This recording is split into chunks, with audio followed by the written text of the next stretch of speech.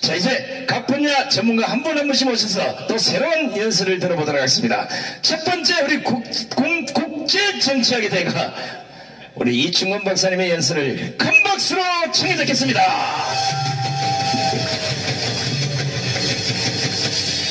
네, 안녕하십니까. 제가 여기 오는데 저를 알아보고 사진같이 찍는 분들이 많아가지고 사진을 많이 찍어드렸습니다. 제가 그 유튜브를 하다 보니까 이렇게 아는 사람이 세계적으로 많은데 제가 그 유튜브를 하게 된 비화를 말씀드리겠습니다. 제가 그 유튜브를 시작한 날이 문재인이가 대통령이 되는 주의 토요일입니다. 그때 정말 우리 목사님이 항상 쓰시는 말, 씨쭈구리하다라는 말이 있는데, 그게 이제 양아치나 깡패들이 쓰는 말입니다. 사실은 이제 기운 빠져가지고 이러고 있는 거가 씨쭈구리예요. 목사님이 유튜브를 해야 된다.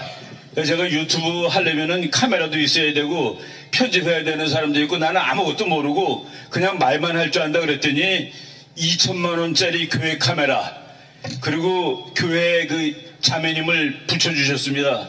네가 가서 유튜브 하는 것을 도와줘라. 그래가지고 1회를 시작해가지고 지금 뭐 264회까지 했는데 이런 사이에 우리나라에 이 정부가 바뀌고 제가 요만한 기여라도 했으면은 대단히 기쁘다라는 그런 말씀을 드리겠습니다. 우리 소요한 교수님이 정치를 제가 목사님한테 가르쳐 줬다고 그러는데 목사님이 이미 다 알고 있습니다. 제가 목사님 저 감옥 계실 때, 근데 그날 정말 목사님을 쳐다볼 수가 없었습니다. 죄수복을 입고 나와서 이제 재판을 받으러 오신 거예요. 저 판사가 물어보더라고요.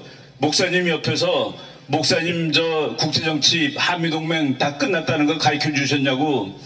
목사님이 이미 다 알고 있는 거를 제가 그렇다고 확인을 해 주었다고 가르쳐 준 적 없습니다. 제가 목사님이 많은 사람들이 말이죠. 우리 목사님이 조금 좀 말을 투박하게 하고 그러니까 무식꾼으로 착각하고 있는 사람들이 있더라고요. 무식꾼 아닙니다. 무식꾼이면 내가 옆에서 얘기를 할 수가 없어요. 워낙 그거를 누가 증명해 줬냐면은 제가 그 제주도에 드문드문 강의를 하러 가는데 제주대학교 총장인 선배님이 저를 이제 드문드문 부릅니다. 어느 날 그러더라고요. 저보고 자네 교회 목사님 대단한 지식인이래 그러더라고. 어쩌다가 들은 거예요. 교회도 안 다니는 사람인데 목사님이 하도 이름이 많이 나고 시끄러우니까 한번 들어봤는데 내가 그 강의 갔더니만 자네 목사 대단한 지식인이래. 그 지식인의 비밀을 알려드리겠습니다. 저는 시시껄렁한 책을 10,000권을 읽었습니다. 우리 목사님은 꼭 필요한 책을 10,000번 읽은 분입니다. 한 권 있으면 된다고. 제 말이 아니라 제가 이제 연세대학교가 책이 30만 권 있을 때 대한민국에서 서울대학과 더불어 제일 좋은 도서관을 자랑하고 있었는데 제가 미국에 유학을 왔던 도서관은 800만 권이 있었습니다. 그 총장이 이거 다 필요 없다는 거예요. 한 권이 있으면 되는데 800만 권이 왜 필요하냐. 그 한 권이 바이블입니다. 더 바이블. 성경책. 성경책은 50억 권이 팔린 책입니다. 50억 권. 지구에 그런 베스트셀러가 없는데 우리 목사님은 그거를 처음부터 끝까지 줄줄 꿰고 있다 보니까 정치, 경제, 사회, 문화, 군사, 외교 다 통달하셨다라고 얘기하는 겁니다. 그래서 왜 바라볼 수 있고 다만 그 세 분 이런 거는 우리들 이제 그 학자들한테 이거 맞냐 항상 맞는 거죠. 우리 목사님이 설교하다가 그 알렉산더가 제일 빨랐다는 거라. 근데 그것은 국제정책 공부하는 사람한테는 약간의 이설입니다. 알렉산더 군대가 세계에서 아직까지 나폴레옹 이후 빼놓고 나폴레옹보다도 더 빨리 공격을 했습니다. 나폴레옹보다도 알렉산더가 더 빨리 진격을 하였다. 근데 나폴레옹 이후에는 더 빨라진 이유가 기차 때문에. 그래서 군인들이 기차 타고 가서 알렉산더보다 빨랐는데 알렉산더가 제일 빨랐습니다. 기차 나오기 전에. 목사님이 알렉산더가 제일 빨랐다고 그래서 그날 점심 먹으면서 목사님 전쟁사를 읽으셨군요 그랬더니 안 읽었다는 거예요. 근데 알렉산더가 제일 빠른 걸 어떻게 아냐 그랬더니 성경에 있대. 성경에 말이죠. 알렉산더의 그 그리스를 날개 달린 표범으로 표시가 되어 있습니다. 날개 달린 표범도 빠른데 거기 날개까지 달렸으니까 제일 빨랐다라고 말씀하셨는데 우리 전쟁 공부하는 학자들은 그것을 겨우 알아내고 대단하다라고 그러고 있는 것이죠. 그래서 목사님이 엄청나게 이 세상 돌아가는 모습을 다 쳐다보고 분석하고 판단하고, 이것도 제 말이 아닙니다. 레이건 대통령 내가 제일 좋아하는 대통령인데 우리 목사님도 제일 좋아하시더라고요. 레이건 대통령이 성경책의 이쪽 커버, 그러니까 맨 앞에 그리고 뒷 커버 사이에는 우리 인간들이 살아가며 당면한 모든 문제가 거기 나와 있고 그 문제에 대한 해답도 그 속에 다 있다 라고 얘기를 한 것을 봤습니다. 그렇게 그 성경 한 권을 통달하셨기 때문에 세상 보는 관점이라든가 또는 분석이 대단하시다라고 얘기를 할 수 있는 것이죠. 여러분, 그 캐나다에 이렇게 와서 살고 있는데 국가 중에서 그래도 자랑스러운 나라들이 몇 개 있습니다. 자유롭고 정의로운 나라들이 자랑스러운 거예요. 캐나다라는 나라가, 이 나라가 2차 대전 때 저쪽 유럽에서 그 독재 국가가 유럽을 다 먹겠다고 전쟁을 하는데 미국보다 먼저 전쟁하러 간 나라입니다. 미국보다 먼저 전쟁하러 가고 미국은 나중에 들어갔어요. 그때 많은 미국의 애국적인 젊은이들이 우리는 왜 저 유럽의 독재자가 전쟁을 일으켰는데 거기서 구하러 자유를 지키러 가지 않느냐. 그래갖고 미국의 젊은이들이 캐나다군에 입대해가지고 유럽에 전쟁하러 간 적이 있었습니다. 이 캐나다가 원래 이제 유럽 중심의 나라였는데 저 깃발 한번 보세요. 가운데 하얀 바탕, 그게 캐나다입니다. 캐나다의 상징이 단풍이죠. 이쪽에 빨간색, 저쪽에 빨간색. 저 깃발이 생긴 것은 그렇게 오래되지 않습니다. 영국의 식민지였던 민주국가 세 나라가 캐나다, 호주, 뉴질랜드인데 뉴질랜드하고 호주는 아직도 깃발에 영국 깃발이 있습니다. 깃발의 한 부분이 영국 깃발로 되어 있는데 캐나다는 이거로 바꿨는데 그 바꾼 이유가 양쪽에 있는 빨간색이 하나는 대서양이고 하나는 태평양입니다. 캐나다는 이제 태평양 국가가 되겠다라는 하나의 상징으로 그 대서양과 태평양을 다 아우르는 세계적인 국가가 되겠다. 저 깃발을 만든 다음에 캐나다 해군은 항상 저쪽 그 동쪽에 캐나다 해군의 압도적인 부분이 다 있었습니다. 그런데 저 깃발 만든 후에 아시아가 중요하다고 그래가지고 캐나다의 그 태평양 함대가 여기가 먼저 빅토리아라는 도시에 있습니다. 이 빅토리아에 캐나다 태평양 함대가 와 있는데 그 태평양 함대의 규모가 저쪽에 있는 대서양 함대 규모를 능가했습니다. 그래서 캐나다는 이제 태평양 국가인데 여러분들이 마침 미국으로 치면 캘리포니아죠. 여기 브리티시 콜롬비아인데 여러분들은 이제 이 태평양 시대에 바로 서방에서 태평양 쪽을 바라다보는 가장 최첨단에 있는 지역이고 거기서 사시는 분들이고 여러분들은 이제 대한민국 조국이 통일되는데 막강한 영향력을 발휘할 수 있는 그런 이제 위치에 놓여 있다라고 제가 말씀을 드리고 싶습니다.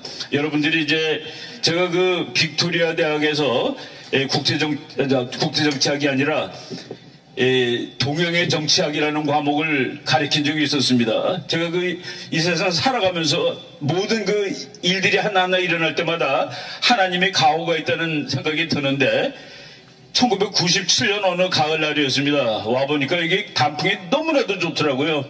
이 감동을 받고 있는데 밴쿠버 유니버시티 오브 브리티시 콜롬비아에서 세미나가 있었습니다.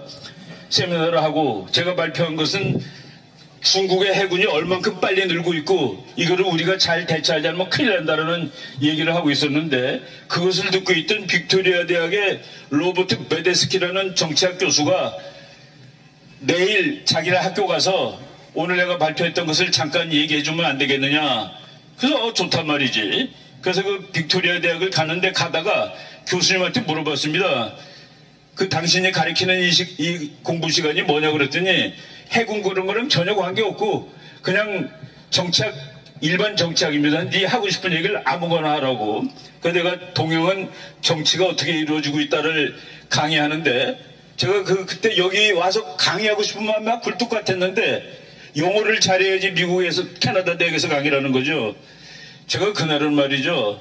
아무것도 준비도 안 하고 그러면 내가 옛날에 몇십 년 전에 썼던 박사 논문 동양의 정치에 대해서 얘기하겠다고 그러는데 그날따라 내가 미국 사람처럼 영어로 강의를 했습니다. 그랬더니 그 교수님이 강의하고 나온 다음에 너 내년 여름부터 매년 와서 강의 좀 해달라. 여름 학기가 이 대학교 한 학기랑 똑같게 이게 시간이 짜여 있어가지고 그래서 제가 몇 학기를 와서 강의를 했던 기억이 납니다. 우리 인간들이 똑같아요. 캐나다 학생들이 저는 항상 넥타이를 메고 강의하는데 어느 날 여학생 한 사람이 교수님은 왜 항상 넥타이를 메고 강의를 하느냐 그래서 내가 그것도 생각하지 않았습니다. 얼떨결에 너네들을 존경하기 때문이지 너네들을 존경하기 때문이야. 나의 학문도 존경을 하고 그랬더니 똑바로 삐뚤어 앉아있던 애들이 다 똑바로 앉더라고요. 그리고 그날 이후에 내 앞에서 담배를 문 여학생이 없었습니다. 동행의 선자가 와가지고 동행의 사부님이 와가지고 여러분들이 다 이제는 그렇지 않아도 되더라고요. 하도 우리나라 애들이 노래도 잘 부르고 술도 잘 불어가지고 뭐 우리가 코리안이라고 가오를 안 잡아도 이미 가오가 완전히 생겼는데 여러분들이 캐나다 정치를 바꿔주십시오. 오늘 아침에 제가 목사님과 함께 캐나다 상원 의원인 여성 정치가 한 분을 만났는데 목사님 얘기를 들으면서 울음을 참느라고 아주 무지하게 고생을 하더라고요. 너무나도 감동을 받아서 그 짧은 시간 동안에 눈물을 쫄쫄 흘리면서 듣고 그분이 야당의 부당수입니다. 앞으로 잘하면은 수상되겠더라고 보니까 우리나라 사람들이 이렇게 해서 잘하고 있습니다. 다 여러분들의 자랑입니다. 우리는 이제 통일을 할 겁니다.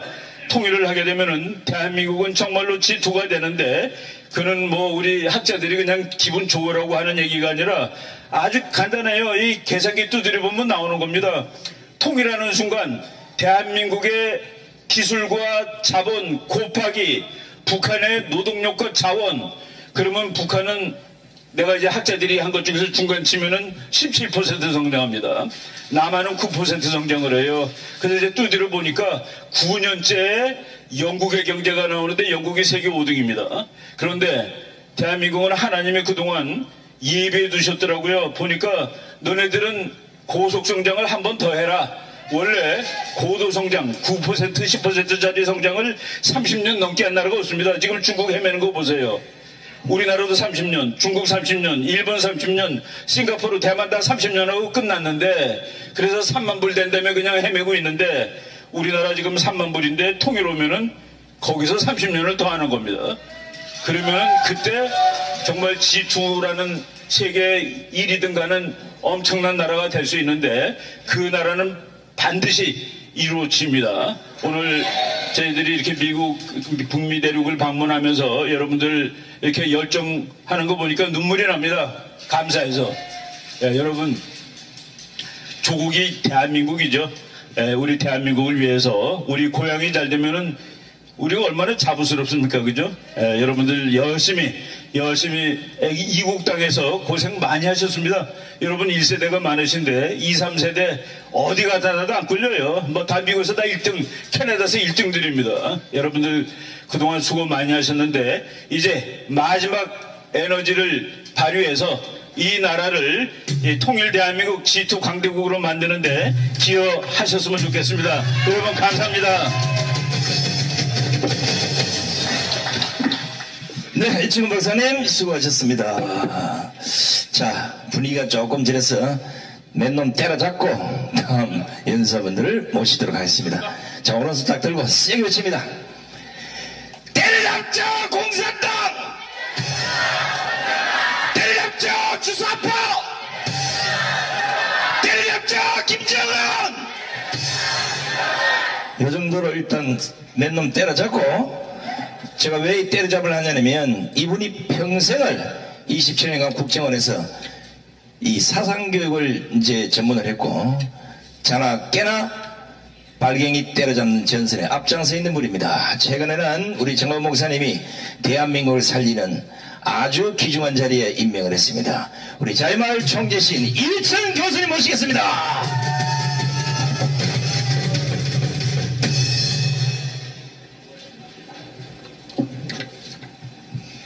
안녕하십니까, 이희철입니다. 반갑습니다.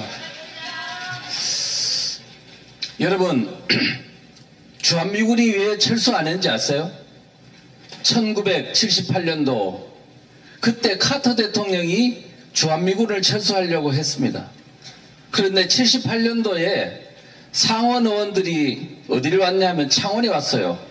군수공장들을 다 보고 창원공단들을 보면서 어허, 이 무기를 생산할 수 있는 능력을 가진 이 공단들이 북한에 만약 접수된다면 대한민국, 미국까지 위험하겠구나 해서 주한미군 철수를 포기했습니다. 지금 우리 대한민국이요, 저는 이렇게 생각합니다. 왜 우리 지금 종북 세력들, 주사파가 정권 잡는 걸 막아야 하느냐 하면 우리 국민들이 항상 그래요. 대한민국의 체제를 지키기 위해서. 우리만 생각합니다. 그런데 저는 우리가 지금 다 좀 다른 각도에서 우리 체제를 지켜야 될 이유를 찾아야 된다고 생각합니다. 우리 대한민국은 세계로부터 은혜를 받은 나라입니다.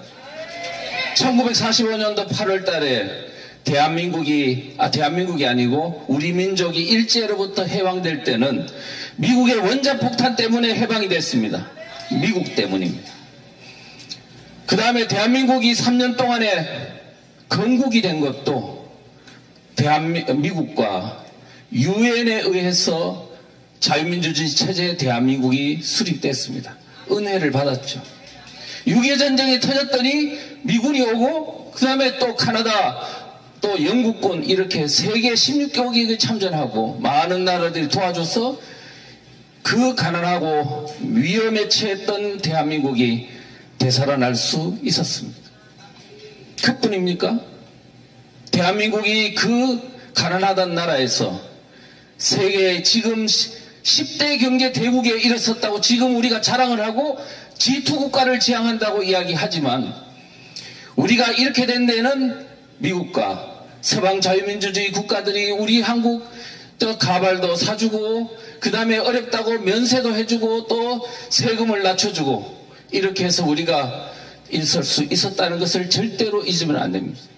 주한미군과 한미연합 군대들이 대한민국을 지켜줌으로 인해서 우리가 국방은 걱정하지 않고 경제발전에 매진할 수 있었기 때문에 대한민국이 지금 이렇게 잘 사는 나라가 됐던 겁니다. 우리는 과거에 잊은 은혜를 잊어버리면 이런 나라들은 절대로 온전할 수가 없습니다. 지금 우리는 세계를 향해서 이 빚진 것을 갚아야 될 때가 됐다고 생각합니다.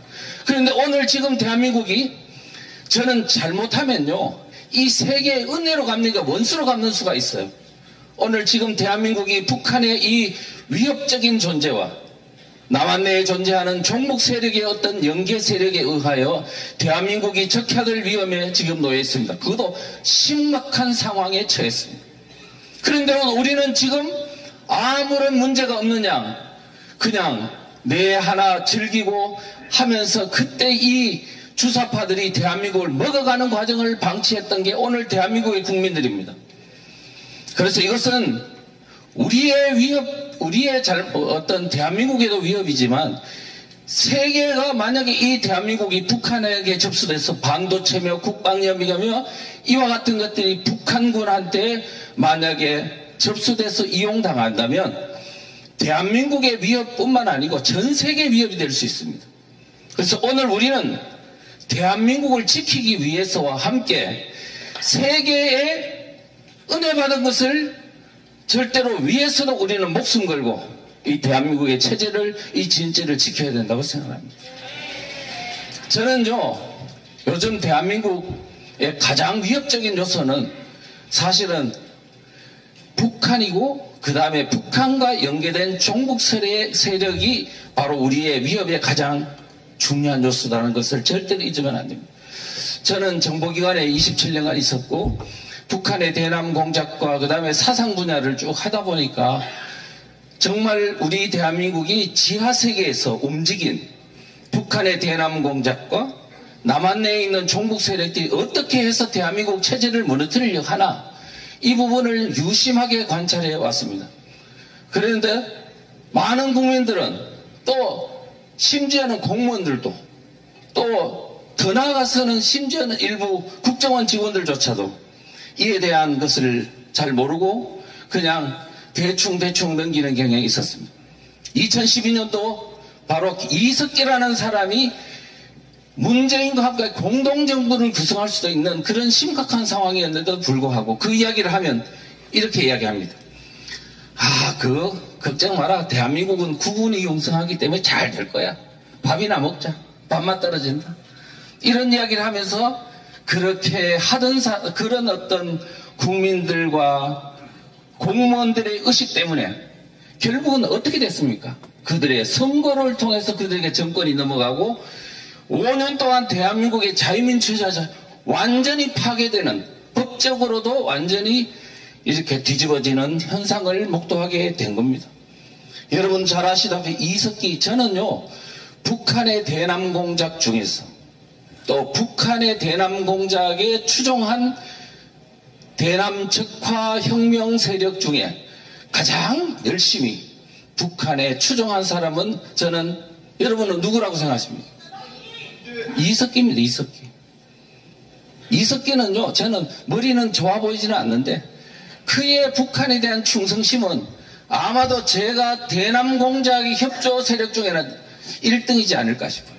그 사람은 목포 출신이고 고등학교 때 성남으로 성일고등학교에 전학을 갔어. 그 다음에 외대 용인 캠퍼스에 들어가서 주사파가 됐습니다. 그리고 그때부터 지금까지 한시도 북한의 대남 적화를 위해서 노력하지 않은 적이 없었습니다. 용인 성남 지역에서 혁명가들을 모아서 후배들을 양육하고, 세월이 흘러가지고 구속도 되고 민혁당에 가입하고, 그 다음에 나아가서 2000년도에 들어가서 북한이 야, 이 사람 쓸만하네. 자, 이석기를 앞으로 민노당의 당의 당권을 장악하도록 해야 되겠다. 그렇게 밀다가 들통난 사건이 1심의 사건 아닙니까? 2006년도 10월 달에 적발됐습니다. 그 다음에 2011년도 8월 달에 적발됐던 왕재산이라는 간첩단 사건도 핵심은 이석기입니다. 이석기로 하여금 통진당 만들어라. 자, 그리고 민주당과 야권 연대해서 총선과 대선에 임해라. 그래서 민주당과 공동정부 구성해라. 그러니까 결국 만약에 그게 성공이 됐다면 2012년도 대통령은요, 문재인이지만 배후에는 이석기와 문재인의 공동정부가 탄생되는 거였어요. 그런데 국민들은 거기에 대해서 몰랐죠. 무시했습니다. 자, 그리고 나서 세월이 흘러 이석기가 2012년도에 총선에서 국회의원으로 당선됐고, 그 다음에 2013년도에 뭐가 됐냐면 아로 사건이 터졌습니다. 구속됐습니다. 구속돼가 지금 8년째 교도소에 있다가 이제 나왔죠. 그래서 모두 다가 이석기는 교도소 있구나. 이제 그들의 세력이 끝났구나.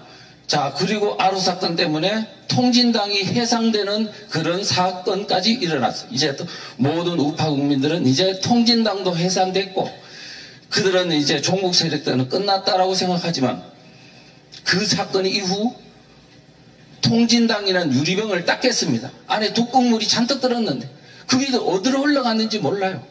나중에 보니까 그게 어디로 들어갔냐, 그 통진당에 있는 진성당원 한 4, 5만 명이 어디로 흘러갔냐를 보니까 민중당으로 갔다가 진보당으로 갔다가, 이게 나중에 보니까 더불어민주당을 장악해버립니다. 지금 더불어민주당 이재명 세력을 배후에 둘러싸고 있는 게 바로 그들입니다. 아하, 이석기 그룹이 이미 대한민국에 169석이나 있는 일당을 장악했구나. 그 다음에 보니까 대한민국의 모든 사회의 어떤 노동권을 장악하고 있는 민노총 위원장이 바로 그 경기동부나 이석기 그룹이 양경수라는 사람이 장악하고 있습니다. 그러니까 자 보세요. 민노총 산하의 모든 산업계 16개 산별노조 중에서 교육계에는 정규조도 들어가 있고 언론노조도 들어가 있고 공무원노조도 들어가 있고 모두 다가 들어가 있습니다. 자, 그러고 보니까 대한민국에 곳곳을 다 장악하고 있네요. 누가? 이석기 그룹의 후배들이. 지금 전국적인, 이 사람이 용인 성남 지역만 장악하고 있는 게 아니고 전국 지역을 다 장악하고 있습니다. 심지어는 지금 마을까지 장악해 가고 있습니다. 3,506개 읍면동변. 왜 우리가 자유마을을 만드느냐? 지금 좌파들이, 특히 민노총이 지금 그 읍면동에 있는 모든 직장, 그러니까 회사에 있는 노조들이 다 주민이 되도록 해놨기 때문에 이제는 읍면동이 다 하부망이 민노총 산하로 들어가고 있다는 겁니다. 이렇게 되면 대한민국이 존속할 수 있습니까? 없죠. 이와 같은 사태가 있게 되기에는 30년 동안 우리 대한민국이 우파 세력들이 그냥 방심하면서 잘 되겠지, 그냥 경제발전만 잘 되니까 우리가 앞으로 희망적인 것만 보다 보니까 그들이 하부에서 붉은 물들이 대한민국을 곳곳을 장악해 가고 있는 것을 방치했기 때문에 오늘 이와 같은 일들이 벌어진 거예요. 그래서 우리는 이제 끝으로요, 왜 우리가 지금 3,506개 읍면동 자유마을을 만드느냐. 정광 목사님께서 깃발을 들어주셨고 지금 불처럼 지금 대한민국의 하부에서 마을에 자유마을 참여 운동이 일어나고 있습니다. 왜? 그냥 모르고 있을 때는 몰랐지만 실제 이제 마을에서 이러한 심각한 사태가 있다는 것을 이제 알았기 때문에 그렇습니다. 자, 그러면 우리가 지금 캐나다에 있는 밴쿠버에 있는 교민들은 어떻게 해야 되느냐? 지금 대한민국에 있는 자유마을 밑바닥에 있는 주민들이 깜짝 놀라서 깨어나오고 있는 것처럼 미국 교민, 캐나다 교민, 지금 전 세계에 펴져 있는 한인 우리 교포들이 지금 이거는 단순히 대한민국을 살리는 것은 대한민국을 위함보다 전 세계의 자유민주주의 체제를 수호해야 되는 중차대한 문제가 걸려있기 때문에. 왜? 대한민국이 북한한테 접수되면 올 인류가 지금 파괴적인 위협에 처하기 때문에 우리는 지금 그걸 위해서 목숨 걸고, 여러분들은 자유마을이 아니지만 지금 교민운동에 적극 나서서 북한 체제를 무너뜨리는 자유통일운동에 적극 나서야 한다는 겁니다. 여러분들의 적극적인 협조를 부탁드리겠습니다. 감사합니다. 네, 이해채 교사님 고맙습니다. 야, 이제 시간이 길어지니까 아마 피곤하신 분들 많을 텐데 그래도 꼭 끝까지 들으셔야 됩니다. 교육의 반복이 단순히 머릿속에 지식을 입력시키는 것보다는 나라가 백척간도에 섰을 때 어떤 행동을 하느냐, 이걸 여러분들이 선택할 시점이 됐기 때문에 그렇습니다. 대한민국 잘 돌아가면 이렇게 할 필요 없어요. 여기서 가수 불러놓고 그냥 파티나 하는 게 좋지. 그런데 나라가 지금 우리 교포분들이 생각하는 대한민국하고 정관 목사님이 우리가 생각하는 대한민국은 완전히 판이가 다릅니다. 여러분들이 직접 투표해서 찍어서 국회로 보낸 국민의힘 정당의 이 국회의원들, 그들이 우리를 대신하고 그들이 지도자인 줄 알았더니 다 쓰레기요, 쓰레기. 이것들도 싹 갈아엎어야 겁니다, 이거. 자, 그래서 이번에 처단할 놈 세 놈을 불러도 될 테니까 한번 따라가 봅시다. 문재인을 처단하라! 이재명을 처단하라! 이석기를 처단하라! 우리는 좌파가 아니기 때문에 처단하려면 이 꼭 법대로 해야 돼요. 마구제비로 때려 이럴 수는 없잖아. 더더나 기독교인인데 몰라 바늘로 찔러가지고 잡을 수는 있겠지만 법으로 박살을 내야 됩니다. 일찌감치 우리 정관 목사님께서 이분에게 명령을 하늘하셔서 나치법에 준하는 주사파법을 완료하고 이제 우리가 200석만 되면 이분이 지금 얘기하는 대로 대한민국은 바뀌어갈 수 있습니다. 우리 헌법학교 회장과 가운데 법대학장을 지내신 김학생 교수님의 연설을 큰 박수로 치게 듣겠습니다.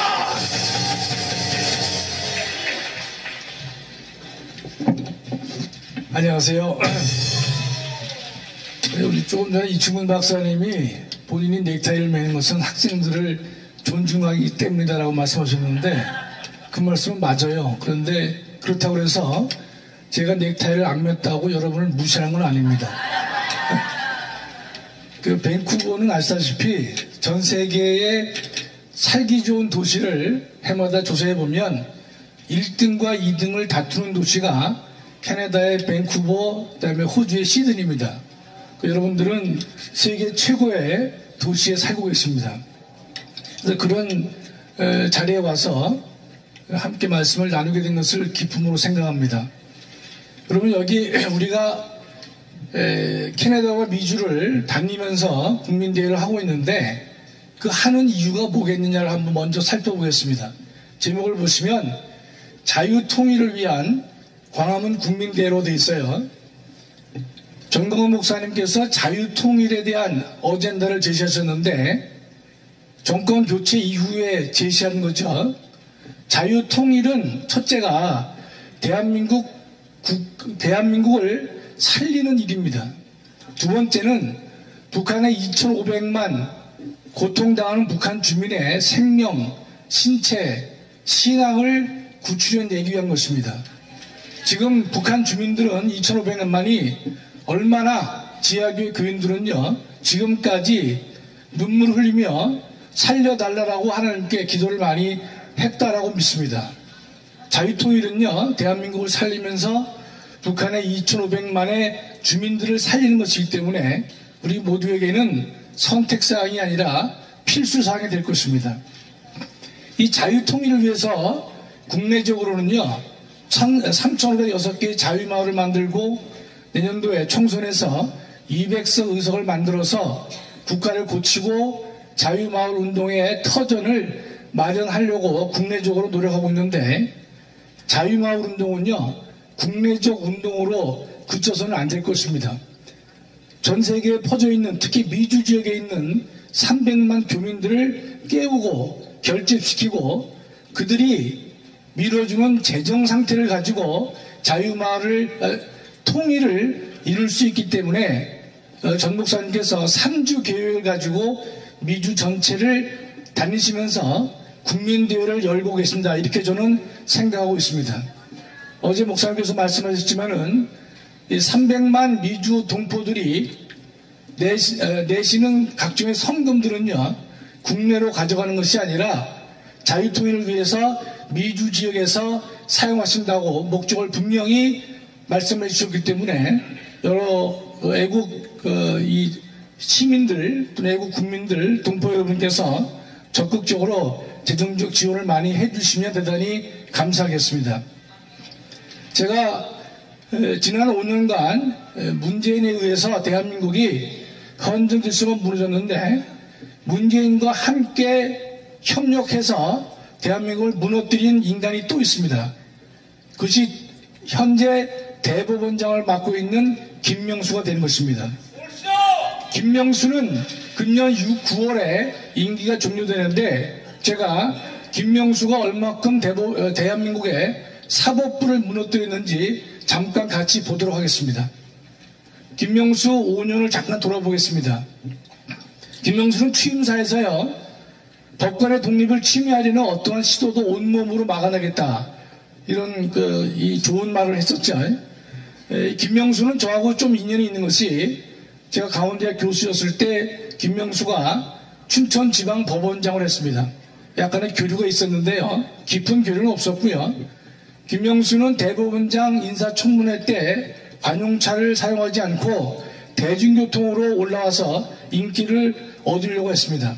그런데 첫 번째는 문재인은요 이 김명수를 대법원장으로 임명했는데 대법원장은요 지방법원장이 대법원장 된 예는 없습니다. 대한민국에서 늘 고등법원장을 지냈거나 대법관을 지낸 사람 중에서 대법원장을 임명하지 지방법원장에서는 대법원장을 임명한 예가 건국 이래 없었습니다. 그러나 문재인은 집요하게 이 사람을 대법원장으로 끌어올렸던 것입니다. 저는 잘 몰랐습니다. 왜 그랬는지. 다음이요. 몇 가지 사건들이 있는데 여러분 은수미라고 성남시장을 지낸 친구를 잘 기억하실지 모르겠어요. 은수미가 상고 기각이 된 사건이 하나 있는데 간단히 설명을 드리면요. 이 인간이 이 조폭들하고 그러니까 이제 성남에 사는 인간들은 이재명, 은수미 다 조폭들하고 관계가 깊습니다.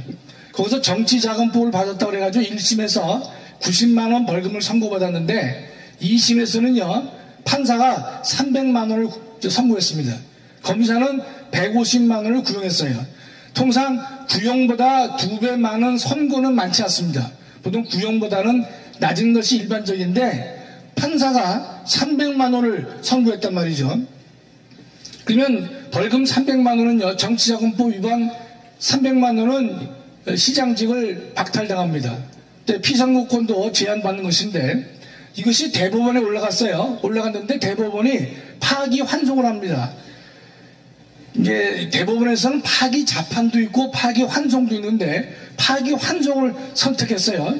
그 어떤 판결이 파기가 됐느냐? 항소심 판결이 파기가 된 겁니다.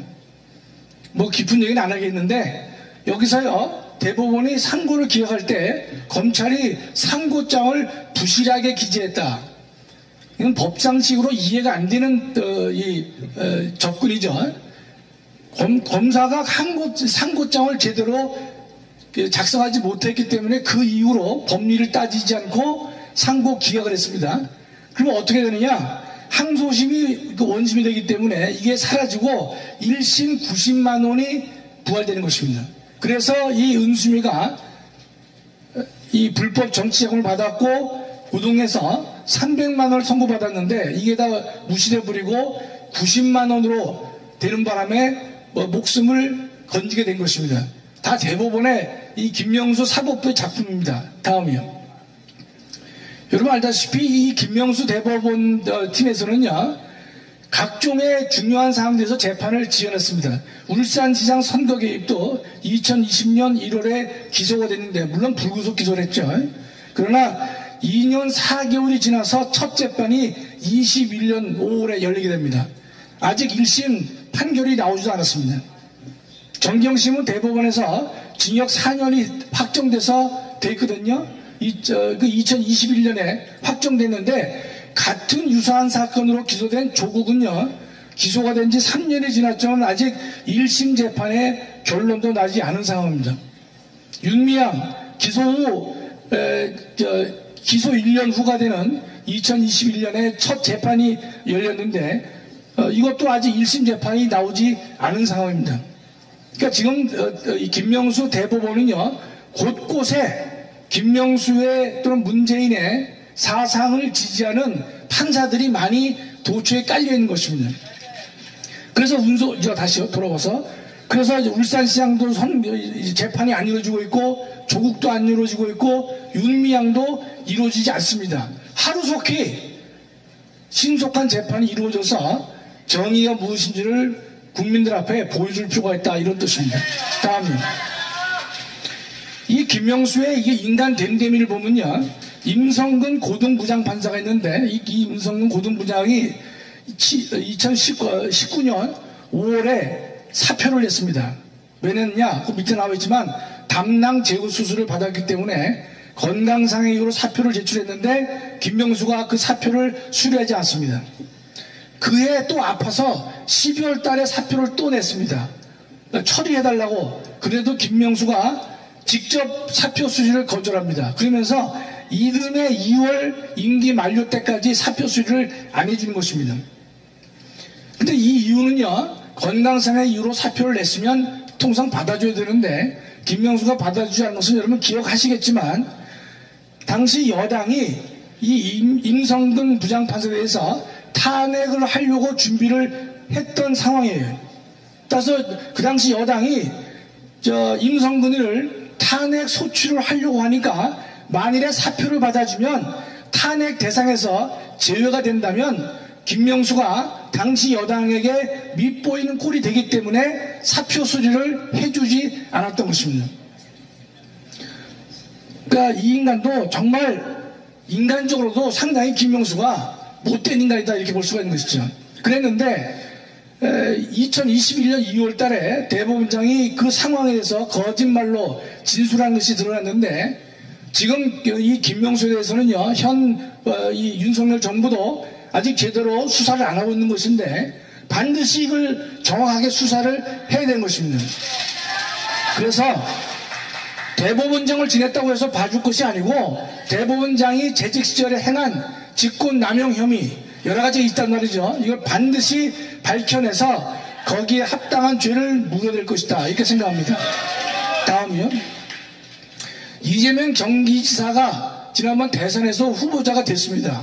이것도 김명수 대법원이 뭔가의 법리에 맞지 않는 조작이라고 하는 그렇겠지만 그런 접근을 했기 때문에 이재명이가 살아난 것인데 허위 사실을 하게 되면 공직선거법 위반이 됩니다. 그런데 이 이재명이가 자기 친형 사건에서 거짓말을 했거든요.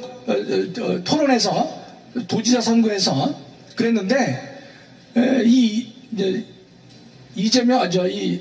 김명수 사법부에서는요, 또 대법원에서 토론 중에 순간적인 답변을 잘못한 것은 허위사실 공표가 되지 않는다라고 면죄부를 준 사건입니다. 그래서 이재명이가 다시 부활해가지고 대통령 선까지 될 수가 있었는데, 그 세 번째 줄에 보시면요, 이 사건을 놓고 권순일 대법관을 김만배가 8번이나 만납니다. 대법관이 일반 사람들을 8번씩 만나는 것은 매우 이례적이고 특이한 일이고 해서는 안 되는 일입니다. 그런데 이 김만배가요, 권순일을 만난 8번 중에서 2번은 전원 합의체로 사건을 넘긴 다음날 대법원에서 만납니다. 두 번째는 무죄 판결을 받은 다음날 또 만납니다. 여기에서 권순일이가 50억 수수 그 클럽의 한 멤버라는 것이 신문에 다 드러나 있단 말이죠. 그러면 아직도 당시에 50억을 수수했다라는 의혹을 받는 권순일, 기타 검찰총장, 곽상도만 문제가 되고 있고 나머지는 거의 문제가 안 되고 있는 것인데, 윤석열 정부는 반드시 이 사건을 파헤쳐서 50억을 받았는지 안 받았는지, 사법부에서 이와 같은 거래가 이루어져서 재판의 결론이 바뀐다고 하는 것은요, 대한민국 정의의 근간을 무너뜨리는 것이기 때문에 반드시 수사해서 명명백백하게 옳고 그름을 밝힐 것이다, 이런 뜻입니다. 다음이요.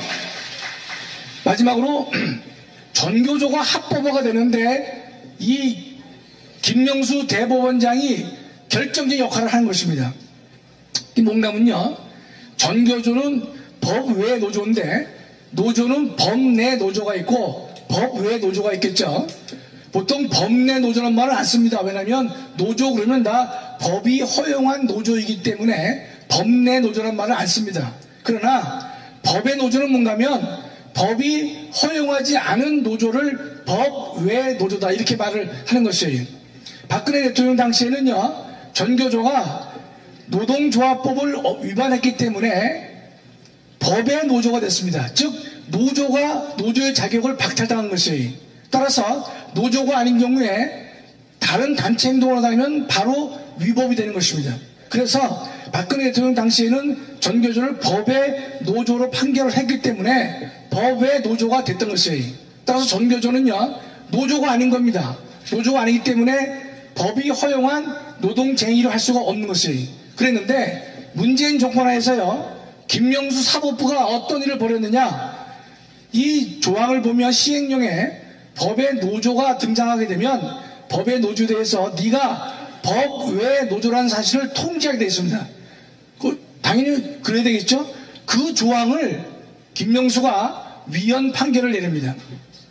그래서 법의 노조가 된 전교조에서 법의 노조라는 말을 통지를 못 해주는 결과가 되는 것이에요.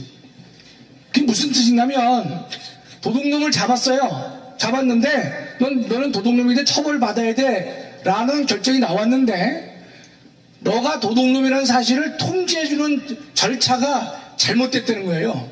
저는 이 판결을 보면서 이게 정신 나간 놈들이다. 이 사법부의 판사들이 이런 식으로 판결을 내릴 수가 있겠는가 통탄을 했거든요. 따라서 지금은요, 법의 노조로 된 노조에게 법의 노조라는 사실을 통지하는 규정을 위헌으로 판단해가지고 전교조를 살려줬습니다. 그래서 다시 문재인 때는요, 전교조가 법 내 노조가 돼서 활동을 하도록 만들어준 인간이 누굽니까?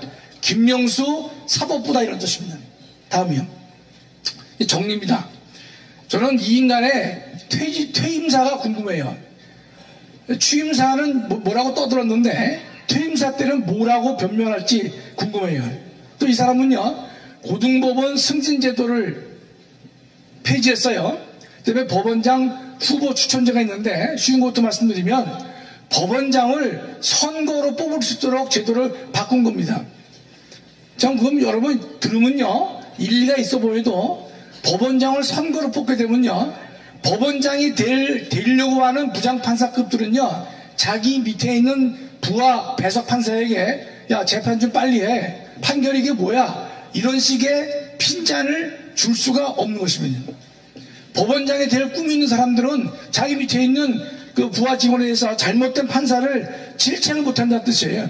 재판 늦어도 말을 못합니다. 그래서 지금 우리나라 그 김명수 사법부가 등장한 이후로 재판 지연이 박근혜 대통령 당시보다 6개월에서 1년이 더 재판이 늦어지고 있습니다.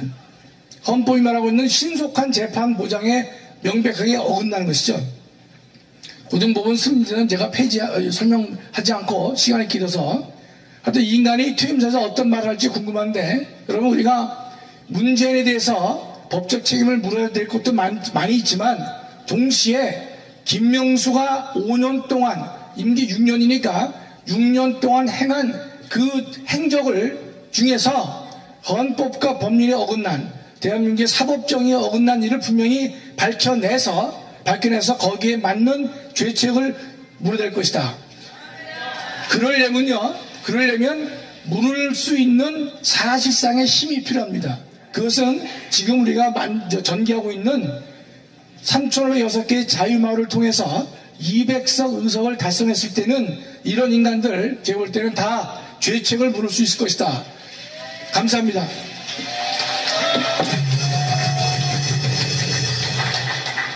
네, 김학성 교수님도 수고하셨습니다. 법 얘기 들으니까 어떻게는 딱딱할 수가 있습니다. 그래서 제가 잠이 깨는 얘기를 하나 해드릴게요. 이 초코입니다. 강화문 광장에 우리 애국 우파들이 한 100만 명쯤 모여서 매주 집회를 한다니까 이재명이가 싹 기어나와서 그 현장을 봤어요. 보니까 진짜 100만 명이야. 이 병신 같은 게 하나 둘 셋 넷 종일 헤아렸어요. 아무리 헤아리다가 중간중간에 이제 뭐 또 헤아리다 도저히 안 돼서 자문을 구하려고 이재명이가 양산에 갑니다. 문재인을 만났습니다. 네 옛날에 대통령 할 때 여기 막 강화문에 사람 바글바글한 거 몇 명인지 헤아려봤냐 이러니까 모르는데 그럼 둘 다 한번 헤아려보러 가자. 이래서 헬기를 하나 대동을 해서 둘이서 타고 양산에서 서울 강화문으로 달려오고 있던 중에 이재명이가 주머니 속에 꼽을 쳐던 대장동 돈을 한 뭉텅이 꺼내서 사람들이 있는 헬기 문을 툭 던졌어요. 와, 그러니까 사람들이 그 돈을 주시려고 막 뛰어나오는 거야. 이재명이가 이렇게 합니다. 어이 재인이 형님, 그 북한에 갖다 주고 꼽을 치는 돈 있잖아. 한 뭉텅이 뿌려봐. 사람들 얼마나 오는지 뿌려보라 이랬어요. 헬기 문재인이가 나 꼽을 치는 거 없는데, 그때 헬기 조종사가 갑자기 뒤로 돌아보면서 뭐라고 했겠습니까? 야 이 개새끼야, 너희 둘이 딱 뛰내리면 5천만 국민이 아스팔트로 다 나온다 이랬어요. 캐나다 잘 모르시나 보다. 아시는 분은 박수를 치시고 모르시는 분은 집에 가서 생각을 하시면 저녁을 드시다가 웃을 수도 있습니다. 이해가 안 되는 분이 좀 있어요. 자, 뭐 이것도 이해 안 되겠지만 대한민국의 간첩이 15만 명, 집화된 간첩만 15만 명, 직접 북한에서 이들 교육시켜서 한국에 파송시킨 주인공이 오늘 이 자리에 오셨습니다. 우리 김국성 선생님 모시겠습니다.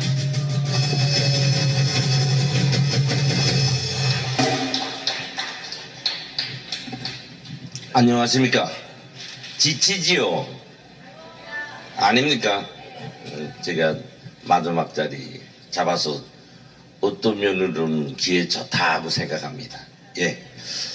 오늘 제가 이렇게 우리 대한민국으로부터 이용말리 떨어져 있는 타국, 카나다에 와서 교민 여러분과 한 자리를 같이 할 수 있는 것은 저로서는 전혀 생각 못했던 저희 인생에는 처음 있는 일입니다. 반갑습니다. 예. 사실 이제 저도 회고 안 해볼 수 없는데요. 제가 종강훈 목사님을 만난 지 1월 21일입니다. 작년에. 그래가지고 이제 근 1년을 애국투쟁을 했고요. 오늘날에는 이렇게 해외에서까지 교민 여러분들과 앉아서 이런 대화를 나눌 수 있는 이런 기회를 가지게 됐습니다. 그래서 또 말씀 올리지만 저는 북한에서요 살기 위해서 대한민국을 왔을 뿐이에요. 내가 뭘 해야 되는지 몰랐다고. 그러던 것이 이제 우리 종강훈 목사님께서 말씀하신 것처럼 하나님께서 자유통일을 위하라고 대한민국에 보내줬다. 이런 누구도 알 수 없는 그런 종자를 저에게 심어줬습니다. 그래서 저도 그때 그 말이 무슨 말인지 몰랐어요. 저는 뭐 북한에서 하나님 믿지도 않았고 하나님 믿는 사람 보고 미친놈이라고 욕하던 사람이에요. 그랬는데 과정 속에 바로 이것이로구나. 그래서 저도 하나님의 성령을 받아 안고 이렇게 종강원 목사님과 함께 성스러운 자유통일을 위한 길에 몸바치고 있습니다. 사실 이제 여러분들께서도 아시다시피 과거를 떠들여다보면 아마 제일 충격적인 사건이 북한 중앙통신사 부사장 누구야 이수근이, 그 다음에 황장엽 선생, 애국대사 하던 장수길, 그 형 장수, 프랑스 경제 참사하던 분, 뭐 이렇게 가지고 많은 분들이 이제 망명하거나 대한민국으로 왔습니다. 이수근이 같은 사람은 간첩으로 변질됐고요. 이렇게 북한에서부터 우리 대한민국으로 탈북하거나 망명하거나 여러 사람들 속에는 수다한 그 이야기거리와 사건들이 있어요. 최근에 와서 내가 왜 지금 이 말씀을 올리는가 하면 최근에 와서 저도 뭔가 군기를 갖게 된다 그 말이에요. 저는 종강훈 목사님이 계셔서 오늘 이 자리에 설 수 있었고 제 나름대로 이제 앞에서 말한 분들과는 비교 안 되는 남북 역사에 처음으로 애국투사라는 이런 힘을 가지고 지금 운동하고 있습니다. 저로서는 그게 가장 좋습니다.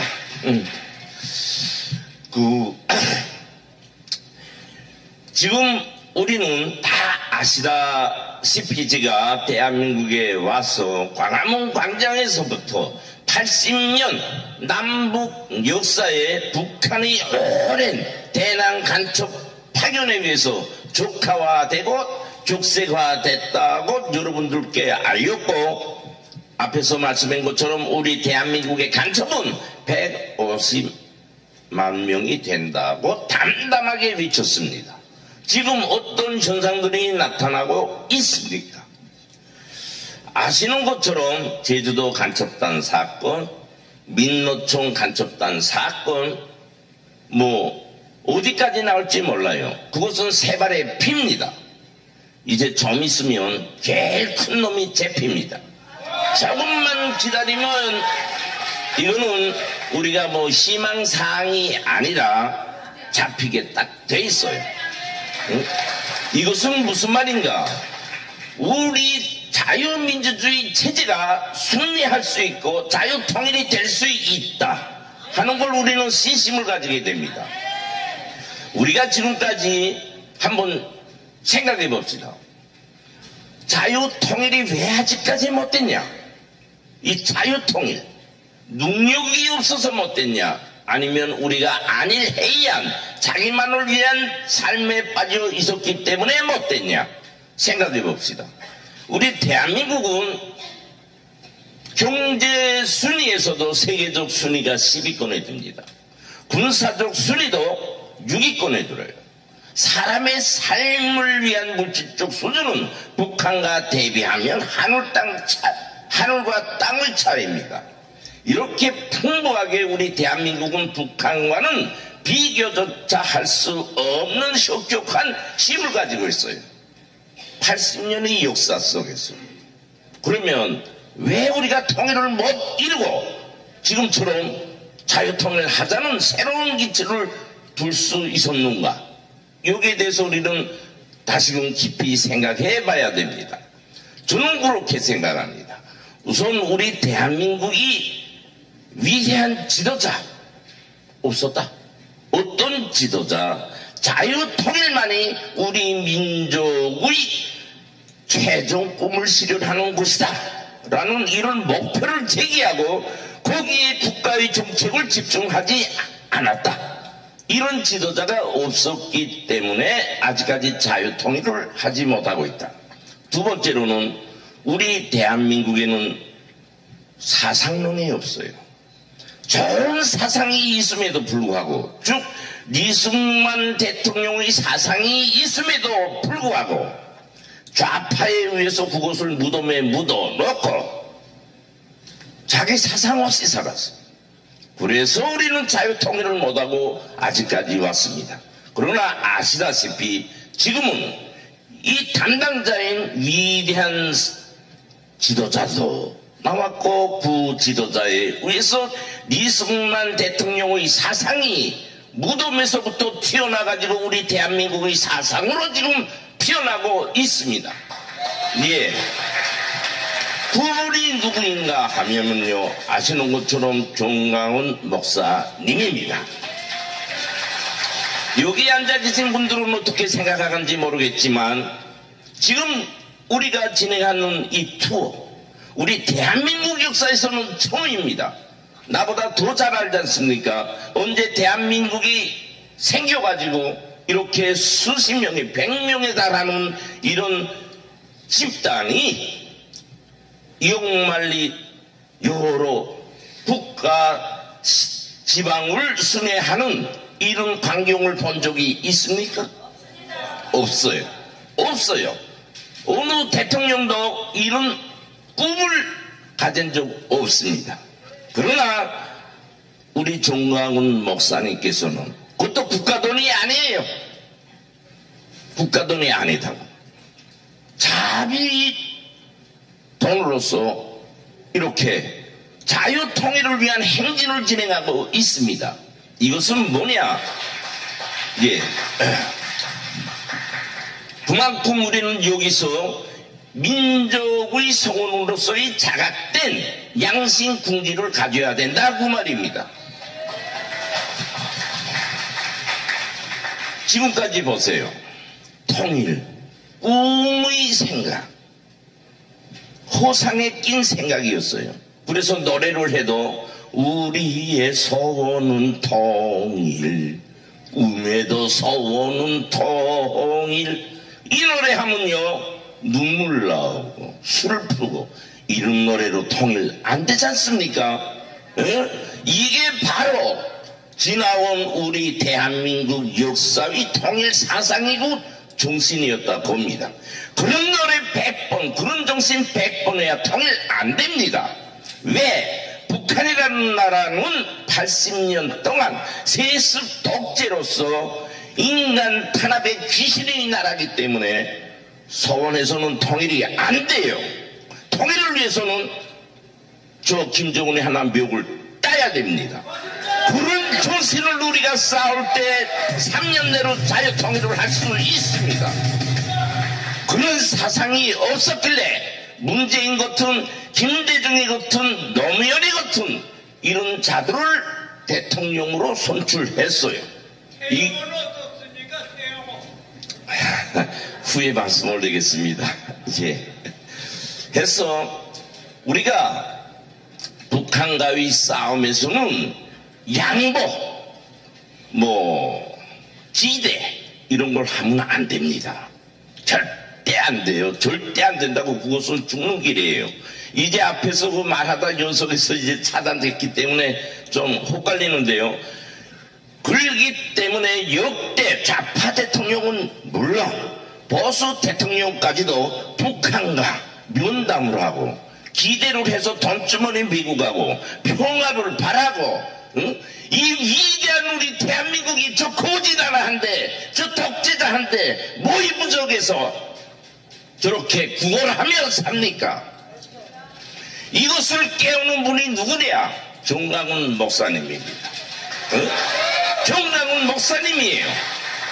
그래서 윤석열 대통령도 탄생하게 됐고 윤석열 정부도 생기게 됐고, 그래서 오늘은 또 이런 자리도 생긴 겁니다. 저는 담담히 말합니다. 자유통일을 할 수 있는가 없는가, 저는 100번 1000번 믿습니다. 앞에서 말한 것처럼 자유통일이 안 된 것은 우리 대한민국이 부족한 병신이 돼서가 아니라 사상이 없고 지도자가 없었기 때문에 자유통일이 못 된 거예요. 그러나 그것이 생겼습니다. 우리는 확신을 갖고 자유통일을 위해서 국가의 모든 정책이 자유통일에 집합돼야 된다, 이렇게 봅니다. 앞에서도 말씀 올렸지만 우리 장경동 목사님께서 잘 살다 천국 가면 일본이다 이랬어요. 거의 무슨 말씀인가 하면요, 그것이 자유통일된 대한민국입니다. 여러분들께서 다 윤려하신 분들인데 마지막 힘을 어디 쓰면 되는가? 자유통일하는 데 쓰면 이제처럼 천국에 갔습니다. 천국에. 여기 와서 수십 년간 자기 삶을 위해서, 자기 자식들의 삶을 위해서, 우리 대한민국을 위해서 외쳤지만 간접적인 것이에요. 주인이 못된 마음상의 구리움밖에 안 됩니다, 그것은. 그러나 이제는 자유통일을 위한 중심에서 가지고 얼마 남지 않은 기간, 우리 민족을 위해서, 우리 대한민국을 위해서 여러분들의 마음을 불태워주면 좋겠습니다. 꼭 그렇게 해주시기 바랍니다. 감사합니다. 네, 수고하셨습니다. 김문수님 말씀 여러분 다 귀담아 들으시면 분명히 우리 손으로 자유통일을 이룰 수 있을 겁니다. 첫째는 하나님이 정화 목사를 믿고 우리를 믿고 있는 겁니다. 두 번째는 정화 목사님의 예지력이 지금 현실대로 딱딱 맞아 떨어지고 있습니다. 우리 여기 계시는 밴쿠버 교민 여러분, 그리고 300만 우리 미주 교민들이 똘똘 하나로 뭉칠 수만 있다면 반드시 예수하고 복음통일은 올 것입니다. 자, 이제 마지막으로 정화 목사님 마무리 발언하고 만세 3장 함께 하도록 하겠습니다. 우리는 이겼습니다. 반드시 자유통일은 이루어질 것입니다. 여러분들이 계시기 때문에. 우리 민족은 유대민족과 함께 더불어 세계에서 가장 뛰어난 민족이신지 알고 계시죠? 근데 한 가지가 딱 유대인보다 한 가지다가 부족한 것이 뭐냐? 거짓말에 잘 속아요. 거짓말에. 유대인들은요, 2000년 동안 전 세계를 떠돌아다녀 봐가지고 저 새끼가 거짓말하는지 진짜인지 금방 알아버려요. 한국 사람들은 이 거짓말에 사기당하는데 선수권자예요. 보세요. 이재명이가 주한미군을 철수하고 연방제 통일로 간다 하는 사실을 여러분들이 알았어요, 몰랐어요? 자, 보세요. 지금 주한미군 철수하면 돼요, 안 돼요? 돼요? 주한미군 철수해도 된다고 하는 사람은 이 자리에서 나가세요. 나는 다시는 그 사람을 볼 생각이 없어. 주한미군 철수하면 직방 대한민국 망하는 거야. 그런데 그것을 찍은 사람들이 전 국민의 절반이에요, 절반. 1614만 표. 물어봤어요. 왜 찍었냐니까 몰랐대요. 이재명이가 주한미군 철수한다는 것이 제1정책이라는 걸 몰랐다는 거야. 사기당하는 거 아니야, 사기당하는 거. 그래서 우리 민족은 아직 한참 더 커야 되는 거예요. 그럼에도 불구하고 오늘 내가 오전에 상원 의원님을 만났는데 정말 대단한 역사가 이루어졌습니다. 캐나다 상원에서 자유통일 포럼을 진행해 주기로 결의했습니다. 끝났어요, 끝났어요. 내가 다음 주에는 또 워싱턴 가서 미국 상원 의원들을 5명 만났어. 이미 벌써 5명 만났고 거기서도 계속 추진하고 있습니다. 캐나다 상원 의원, 미국 상원 의원이 둘이 만나서 붙으면 반드시 대한민국은 통일이 될 것입니다. 마지막으로 부탁드릴 말씀은 우리 모든 300만 미국 캐나다에 있는 교포들이 뿔뿔이 헤어져서는 아무 일도 안 됩니다. 다 하나가 돼야 됩니다. 그래서 저는 이 모든 것들을 하나로 만들려고 한민족 세계 교민청을 선포하고 작년 5월 달에 서울에서 대회를 개최했습니다. 그래서 이제 큰 도시별로 다 지구를 두고 대사를 임명해 나가고 있습니다. 밴쿠버에 있는 10만 명의 우리 동포들도 다 여기에 가입해 주시길 바랍니다. 동의하십니까? 다시 말해서 주한미군 철수 그리고 연방제 통일을 가는 것을 반대하는 사람이라면 이 사람은 좌파가 아닌 겁니다. 어제도 내가 여기 시애틀에 갔는데 참석하신 먼저 오신 분들이 나한테 막 일러요. 여기요 좌파가요 절반입니다. 절반이래요. 그래서 내가 그 뭐가 좌파요? 그러니까 저 새끼들 다 좌파입니다. 막 이렇게 말해요. 내가 오늘 좌파 우파를 명확하게 구분해 드리겠습니다. 주한미군 철수를 주장하는 사람은 좌파입니다. 주한미군 철수를 반대하는 사람은 다 우파입니다. 그러면 미국 캐나다에 와서 사시는 우리 동포들 중에 주한미군 철수하는 것을 찬성한 사람이 있을까요? 없죠? 그러면 다 우파야. 다 우파. 다 우파란 말이에요. 똘똘 뭉쳐서 다 서명해 주시길 바라고 바로 밴쿠버에서 빠른 시일 안에 이 운동에 대하여 다 서명을 해서 반드시 자유통일이 빨리 올 수 있도록 최선을 다해 주시기로 저와 함께 약속해 주시면 두 손 들고 만세. 자, 이제 만세 상창으로 모든 순서를 마치도록 하겠습니다. 일어서 주십시오. 전부 일어나시고 깃발 닫으세요. 자, 자유통일 만세! 만세! 다시요, 만세! 만세!